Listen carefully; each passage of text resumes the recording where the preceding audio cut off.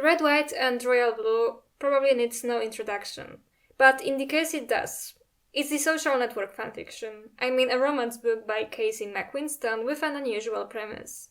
The main character is the son of the first female president of the United States, and he falls in love with Prince Henry, a member of the British royal family. Much has been said about this story, and all discussions surrounding it only increased during the release of the film adaptation. Most of these discussions deal with the quality of its queer representation, hailing it as great or even revolutionary for including gay leads, but I do not share this opinion. I believe that both the book and the film version of the story are poorly written and the representation is not enough to make up for it.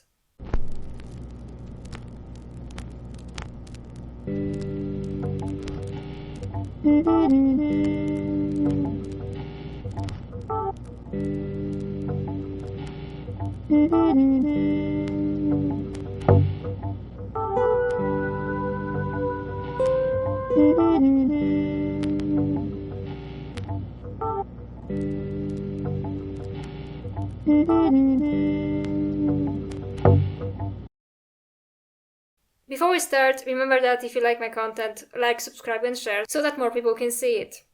Make sure to click the notification button so that you never miss a new video. And obviously, watch out for spoilers for both the book and the film version of Red, White and Royal Blue. Making adaptations of an existing story has numerous advantages, so much that it seems like these days the only things you see on TV are adaptations and live-action remakes. When you adapt an existing story into a visual medium, you already have a certain portion of the audience secured and don't need to make too many creative decisions, since most of those have already been made by the author of the original story. I am generally in favor of accurate book-to-show or film adaptations, but I can appreciate and even expect the adaptation to make certain choices to improve the source material, since the visual aspects of the adaptation allows for certain liberties. Unfortunately, most of the time I end up terribly disappointed. It's almost the rule of the universe that the original story will always be better than the adaptation, though there are exceptions. But after reading Red, White and Royal Blue and learning of the upcoming film adaptation, I was certain that it will be the other way around. Immediately after putting the book down, I thought that I would prefer it to be either a stage play or a movie. Perhaps because the story very clearly started as a fanfic and was reworked into an original story.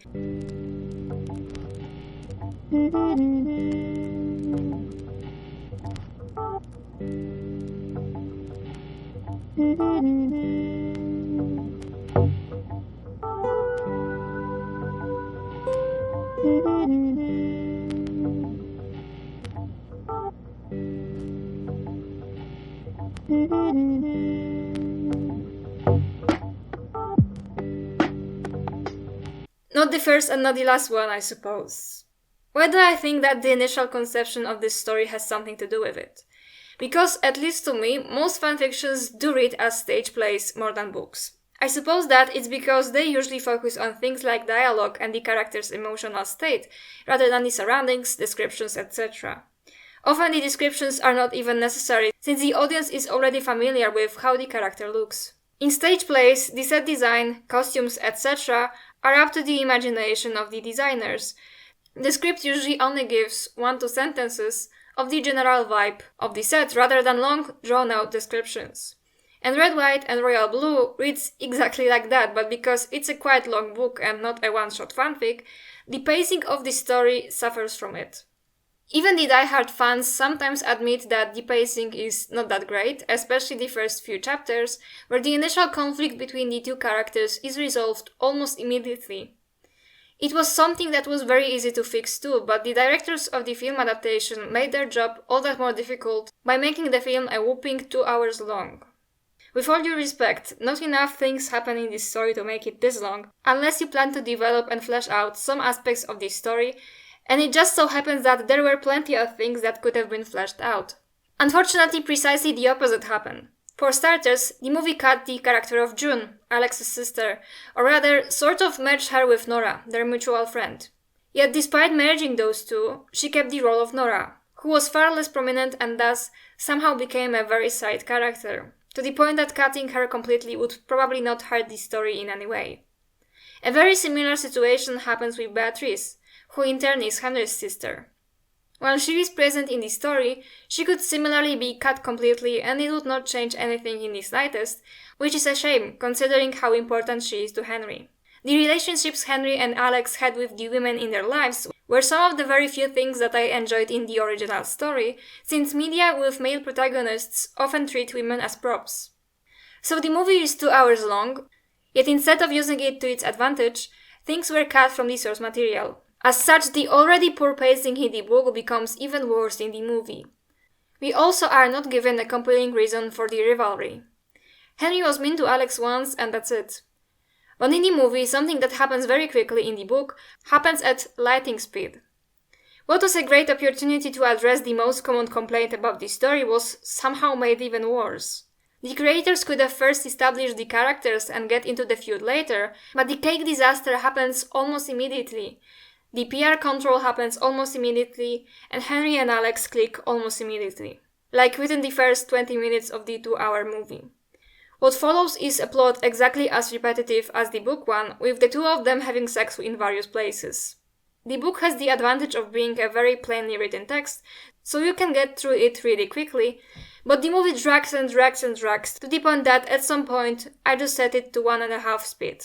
And then we finally get to the central event of the story, which is the leaking of explicit emails between Henry and Alex and outing them to the entire world.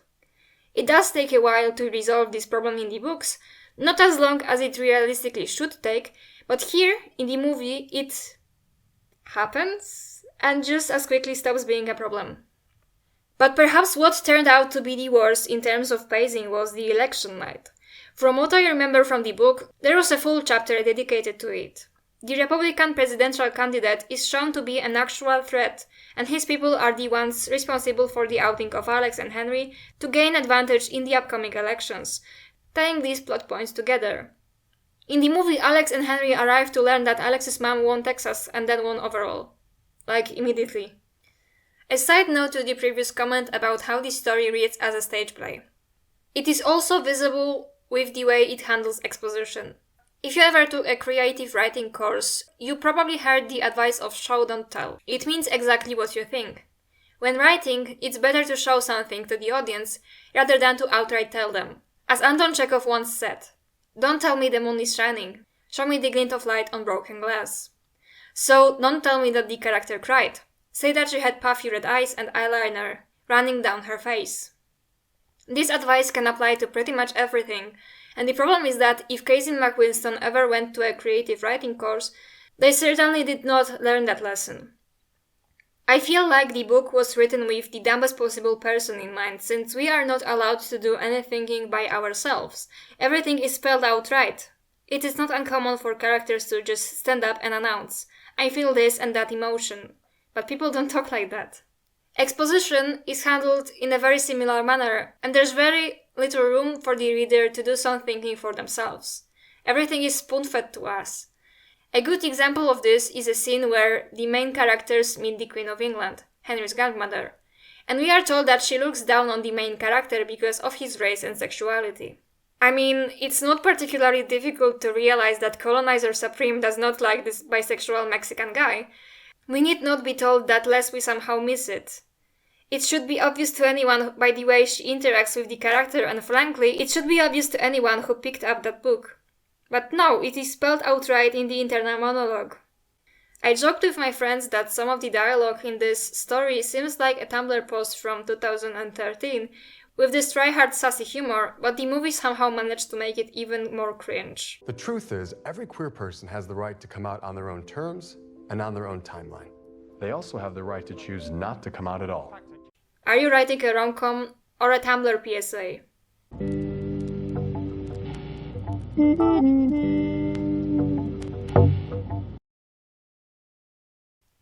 At first I thought that I did not like this story because I was not the target age-wise. You know, I'm a 24-year-old hag and this book is clearly directed towards teenagers. 15, 18 years old age range, right?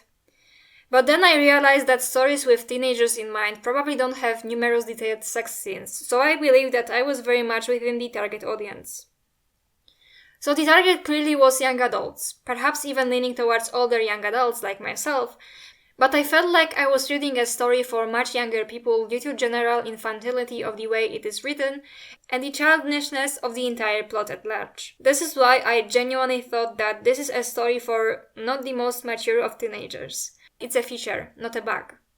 Not only is the plot rather childish and naive in spite of a setup that should be anything but, the way it's written, the humor, all of that struck me as incredibly infantile. At first I thought that maybe the author is really young, but mcquinston was 28 when the book was released. You can of course argue that it's simply meant to be a feel-good rom-com, but even a feel-good rom-com can become slightly more mature, especially since the story sometimes wanders into darker territories and, well, there is a lot of sex. If I am clearly the intended audience and felt that the author is condescending towards me, but other people did not have that impression, then that might be indicative of absolutely nothing, or of something about general trends among my peers. Luckily, there is someone who already found the answer. James Gray, in his article, "Everyone Needs to Grow Up." We are a generation of adult babies. You can see it in the widely circulated, and largely untrue, idea that the human brain isn't developed until the age of 25, which means that everyone younger is still essentially a child. It's there in the notion that people with ADHD can't text back their friends because they lacked object permanence, a skill that babies develop at 8 months old. It's there in the narrative that because gay people didn't experience a normal childhood, they're living out a second adolescence in their 20s and 30s. It's there in the hegemony of superhero films and the cross-generational popularity of YA, whose fans insist that grown-up literature is only ever about depressed college professors having affairs. Not to sound like a boomer, but I suppose that Red, White and Royal Blue is emblematic of exactly that. Not only is the young adult genre increasingly more popular with people who are certainly not young adults, it taps perfectly into the sensibilities of the immature adults who wish to stay in their teenage years forever. The mention of LGBTQ people being particularly susceptible to such an outlook on life seems to explain why this story is so infantile in spite of the target being people who hold full-time jobs. And the prose is not the only aspect of it. What is the most emblematic of it is the way this story approaches conflict. Every single story in the history of humanity, from the Epic of Gilgamesh to the social network Royal AU fanfics, has conflicts at its center. Without conflict, there is no story. At its most basic, conflict is the clash of opposing forces with a character's own pursuit of a goal. So, for example, in Shakespeare's Romeo and Juliet, the conflict is the blooming love between the members of feuding families. In a story such as Red, White and Royal Blue, the potential for conflict was almost infinite, given that both Alex and Henry are well-known public figures who have a gay affair while living in a homophobic society. The biggest disappointment of this book is that practically none of them were utilized. Or rather, where some of them were utilized, this conflict is resolved so quickly that you don't even have time to ponder its ramifications. An example of this would be when Henry starts having second thoughts about their relationship and ghosts Alex. Alex travels to London to demand answers, and it seems like this is the moment where a breakup may be imminent. There is conflict. Henry has far more to lose than Alex. If in this moment they had to break up, both would have to be confronted with what this relationship means to them, how to handle it, and what future awaits. But it's not what happens. After harsh words are exchanged, all of a sudden they both apologize and everything is sweet and perfect again. This really reads like one-shots of the Heart Comfort variety, and as such there are no stakes whatsoever. So at least the very first half of the book is just them hooking up every once in a while and exchanging emails, until a disaster of unreal proportions happens. These emails leak and the two of them are subsequently outed. This should have wide-spanning ramifications. Now you have 5 seconds to guess if there were any. No. Everything is solved. Everyone wins. The cartoon villains lose.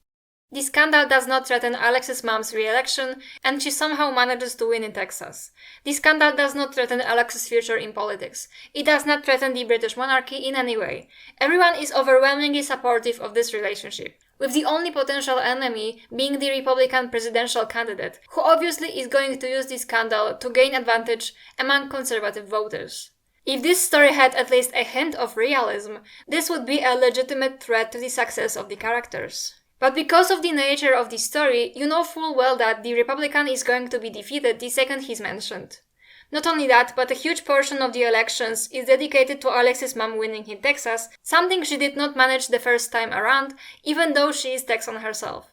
So she is a woman with a Mexican husband and biracial children, one of whom was just involved in a gay sex scandal, and nonetheless there is no question as to whether she is going to win in Texas. The moment this is introduced as a possibility, you know it's going to happen, even though the likelihood of something like this ever happening in a realistic setting is very slim. So, see what I mean when I say that the conflict never goes anywhere. The moment something resembling it even appears, it is resolved so quickly that there are no stakes whatsoever.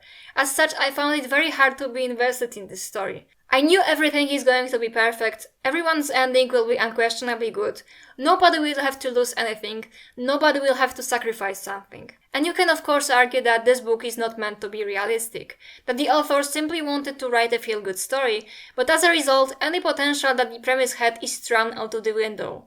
If you want to write a feel-good story, then write a story about two nobodies, not the children of the most important people in the world. A story that does not have a lasting conflict is not a story. It's a string of scenes. The ending being so sickeningly sweet not only breaks any sort of immersion, it also makes the story far less compelling. A bittersweet ending to this entire thing would have worked wonders to elevate this story. Say, Alex's mom does not win re-election, but she wins in Texas anyway, or the other way around. Texas still turns its back on her, but she wins nonetheless.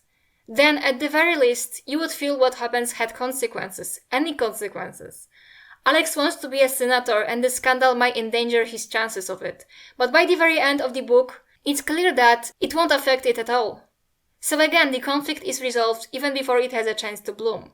He does not have to sacrifice anything, though forbidden love of this sort usually entails it. Make it so that maybe his mom wins, but he can't pursue his dreams after choosing love. Hell, make Henry the actual heir to the throne and make him abdicate. Hell, make this entire scandal rise after Henry and Alex break up, and have it so that working to resolve it makes their feelings reignite. Make the characters lose something in this pursuit of forbidden love.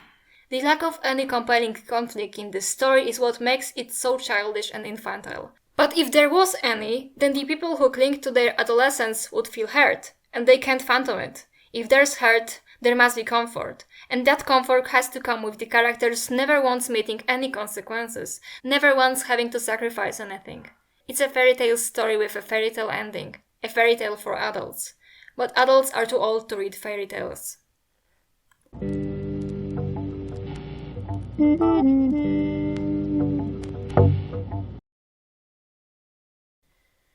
Passively observing the discourse about the so-called gay rep indicates to me that people approach it in a very black and white fashion. On one hand, such stories are often unnecessarily vivisected for any sign of problematic aspects, which are often completely arbitrary. On the other, any criticism whatsoever is usually countered with, let people enjoy things, let queer people have fun, but we need representation, we need stories of gay joy, we need wholesome stories. In a way, those are two sides of the same coin, and in a way, both of those are harmful.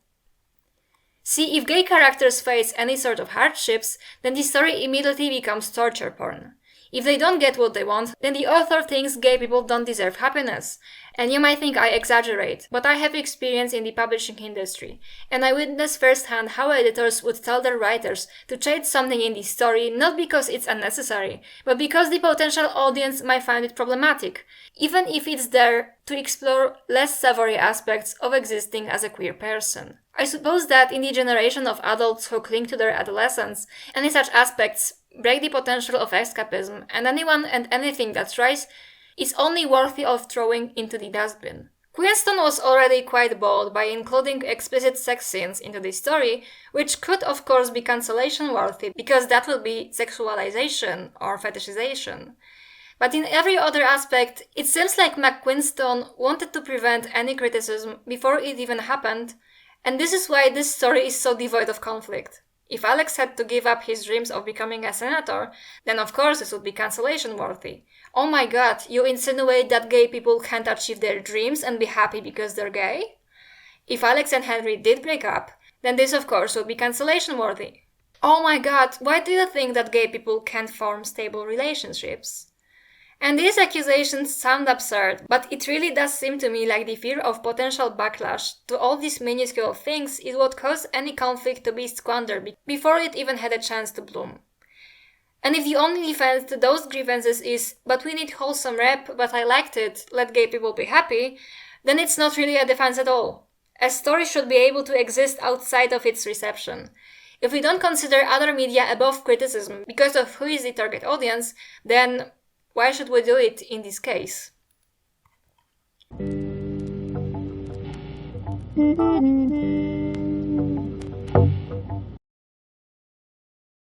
What matters the most is to find healthy balance, and in order to find that healthy balance, we need to, well, grow up, but also realize something. 99% of the time, it really is not that serious. By the way it is discussed, you would think that the matter of queer representation in books, movies, or shows was at least as important as fundamental rights, but it really is not. While, yes, they might contribute to the overall perception of the LGBT communities, but not as much as we think. At the end of the day, shows and books mostly exist to make money, and we should not fall into the pattern of mixing consumption with activism. Often it even feels like a way to lull people into a false sense of security that, well, we have gay people on TV, so nothing bad can happen to us, right? Well, not really. So, let's grow up. Thanks for watching. Remember that if you like my content, like, subscribe and share so that more people can see it. Make sure to click the notification button so that you never miss a new video.